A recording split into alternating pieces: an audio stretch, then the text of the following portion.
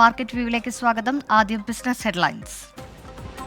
Indian ഓഹരി വിപണിയിൽ മികവുറ്റ പ്രകടനവുമായി സൂചികകൾ. സെൻസെക്സ് 400 പോയിന്റ് ഉയർന്നു. നിഫ്റ്റി 22,000 മുകളിൽ വ്യാപാരം നടത്തുന്നു. ഓട്ടോ ഫാർമ ഓഹരികളിൽ നേട്ടം. പ്രധാന ബെഞ്ച് മാർക്കുകളെ മറികടന്ന സ്മോൾ മിഡ് ക്യാപ് സൂചികകൾ. പേടിഎമ്മിന് വീണ്ടും പ്രഹരം. ഫാസ്ടാഗ് ഇഷ്യൂ ചെയ്യാൻ അധികാരമുള്ള ബാങ്കുകളുടെ പട്ടികയിൽ നിന്ന് പേടിഎം പേയ്മെന്റ് ബാങ്കിനെ നീക്കം ചെയ്ത് Indian highway management company limited. 32 അംഗീകൃത ബാങ്കുകളിൽ നിന്ന് ഫാസ്ടാഗുകൾ വാങ്ങാനും നിർദ്ദേശം. കുറഞ്ഞ നിരക്കിലുള്ള വിമാന കമ്പനികളോട് നോയിഡ, ഹിൻഡൻ വിമാനത്താവളങ്ങളിലേക്ക് മാറണമെന്ന് നിർദ്ദേശിച്ച് ഡൽഹി എയർപോർട്ട്. നടപടി ഫുൾ സർവീസ് എയർലൈനുകളിലെ ഉയർന്ന മാർജിൻ ബിസിനസ്സിൽ ശ്രദ്ധ കേന്ദ്രീകരിക്കുന്നതിന്റെ ഭാഗമായി. നോയിഡ എയർപോർട്ട് ഈ വർഷം അവസാനത്തോടെ പ്രവർത്തനം ആരംഭിക്കും. അസമിൽ 25,000 കോടി രൂപയുടെ അർദ്ധചാലക പാക്കേജിംഗ് യൂണിറ്റ് നിർമ്മിക്കും. പ്രഖ്യാപനവുമായി കേന്ദ്രമന്ത്രി രാജീവ് ചന്ദ്രശേഖർ. പദ്ധതി ആരംഭിക്കുന്നതിന് ടാറ്റ ഗ്രൂപ്പിന്റെയും അസം സർക്കാരിന്റെയും സംയുക്ത പങ്കാളിത്തത്തോടെ. തൊഴിൽ വെട്ടിച്ചുരുക്കൽ നടപടിയുമായി സ്പോർട്സ് വെയർ കമ്പനി നൈക്ക്. മൊത്തം തൊഴിലാളികളുടെ 2% വെട്ടിക്കുറയ്ക്കും. നടപടി ദുർബലമായ വരുമാനത്തെ തുടർന്ന് ചെലവ് ചുരുക്കലിന്റെ ഭാഗമായി. ഇനി നിലവിലെ മാർക്കറ്റ് അനാലിസിസ് ആണ്. ആഭ്യന്തര നിക്ഷേപകരുടെ ഒക്കെ തന്നെ സഹായത്താൽ ഇന്ത്യൻ ഓഹരി വിപണി കരുത്തോടെയാണ് നിലവിൽ വ്യാപാരം മുന്നോട്ട് കൊണ്ടുപോകുന്നത്. ഓട്ടോ ഓഹരികൾ വലിയൊരു റാലിക്ക് നേതൃത്വം നൽകുന്നത് ഓട്ടോ ഓഹരികളാണ്. M&M 4% നേട്ടത്തിലും. ടാറ്റ മോട്ടോഴ്സ്, ഇൻഫോസിസ് എന്നിവ സെൻസെക്സിൽ നേട്ടം നേടിയപ്പോൾ നിഫ്റ്റിയിൽ നേതാക്കളായത് BPCL, അതുപോലെ തന്നെ കോൾ ഇന്ത്യ എന്നിവയാണ്. ഇനി നിഫ്റ്റിയിലേക്ക് വരികയാണെങ്കിൽ നാഷണൽ സ്റ്റോക്ക് എക്സ്ചേഞ്ചിന്റെ സൂചികയായ നിഫ്റ്റി നിലവിൽ വ്യാപാരം നടത്തുന്നത് 22,028 പോയിന്റിലാണ്. 117 പോയിന്റ് ഉണർവിൽ 22,028 നിഫ്റ്റിയിൽ വ്യാപാരം നടത്തുന്നത്. നിഫ്റ്റി സൂചികളൊക്കെ തന്നെ ഒരു പോസിറ്റീവ് മോഡലാണ് നിലവിൽ വ്യാപാരം നടത്തുന്നത്. നിഫ്റ്റി ബാങ്കിലേക്ക് വരികയാണെങ്കിൽ 46,406 പോയിന്റിലാണ് നിഫ്റ്റി ബാങ്ക് വ്യാപാരം നടത്തുന്നത്.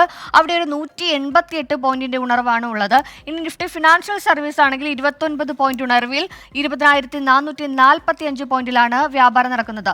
ഇനി ബോംബെ സ്റ്റോക്ക് എക്സ്ചേഞ്ചിലേക്ക് പോവുകയാണെങ്കിൽ അവിടെയും ഒരു ഉറച്ച പിന്തുണ തന്നെയുണ്ട്. ബോംബെ സ്റ്റോക്ക് എക്സ്ചേഞ്ചിൽ നിലവിൽ വ്യാപാരം നടക്കുന്നത് 390 പോയിന്റ് ഉണർവിൽ 72,438 എന്ന നിലയിലാണ്. വലിയ രീതിയിലുള്ള ഒരു ഉറച്ച പിന്തുണ നമുക്ക് ആഭ്യന്തര നിക്ഷേപകരുടെ ഭാഗത്തു നിന്നും ഉണ്ടായതാണ് വിപണി ഇത്തരത്തിലൊരു വലിയ നേട്ടത്തിലേക്ക് കൊണ്ടുപോകാൻ സഹായിച്ചിരിക്കുന്നത്. 400 പോയിന്റ് ഉയർന്നൊക്കെ തന്നെ സെൻസെക്സിൽ വ്യാപാരം നടത്തിയിരുന്നു. വളരെ ഒരു ആഭ്യന്തര നിക്ഷേപകരുടെ വളരെ ഉറച്ച പിന്തുണ ഇപ്പോഴും ഇന്ത്യൻ വിപണിക്കുണ്ട് എന്ന് തന്നെ പറയാം. ഇനി മാർക്കറ്റ് വ്യൂവിൽ ഒരു അതിഥിയാണ്. TPFSന്റെ എക്സിക്യൂട്ടീവ് ഡയറക്ടറായ പോൾ തോമസ് ആണ് നമ്മളോടൊപ്പം അതിഥിയായി എത്തുന്നത്. Good afternoon Shri Paul Thomas. നിലവിൽ മാർക്കറ്റിൽ രാവിലെ തുടങ്ങിയൊരു വ്യാപാരം ഇപ്പോഴും ഒരു കരുത്തോടെ തന്നെ മുന്നോട്ട് പോവുകയാണ്. ഈ ഒരു കണ്ടീഷൻസിൽ ഏതായിരിക്കാം ഒരു നിക്ഷേപത്തിന് ഒരു സുരക്ഷിത നിക്ഷേപത്തിനുള്ള ഒരു ബെസ്റ്റ് എന്തായിരിക്കാം?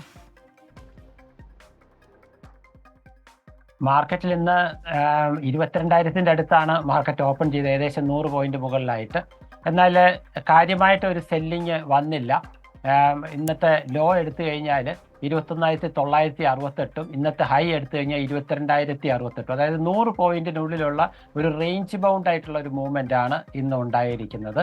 മാർക്കറ്റിന്റെ സ്ട്രെങ്ത്തിനെയാണ് അത് കാണിക്കുന്നത്. കാരണം കാര്യമായിട്ടുള്ള ഒരു ഹെവി സെല്ലിംഗ് ഒന്നും ആരും തന്നെ ഈ അവസരത്തിൽ ഒരുപെടുന്നില്ല എന്നുള്ളത് വേണം നമുക്ക് മനസ്സിലാക്കാനായിട്ട്.